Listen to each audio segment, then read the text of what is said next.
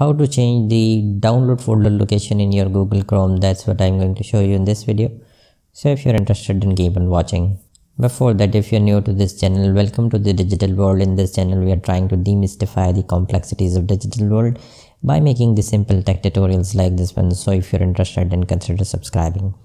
Now, in order to change the download folder location on your Google Chrome, you need to access the settings, and for that you need to click these three vertical dots. From the pop down menu, you need to go and select the settings.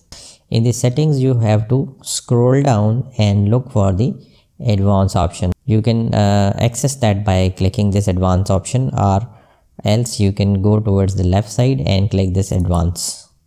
In either way, you will have the other options opened, which you need to access by scrolling down, and somewhere in the middle you will see this option of download, where you have the default location, and by clicking this change option you can change the download folder location, or else you can change this toggle to an on position, which means that it will ask you where to save each file before downloading. So that's how you can change the download folder location on your Google Chrome.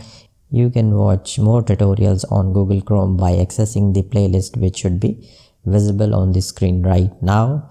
Thank you for watching, and anyways, for watching this video till the end. If you like this video, hit the like button, share and subscribe.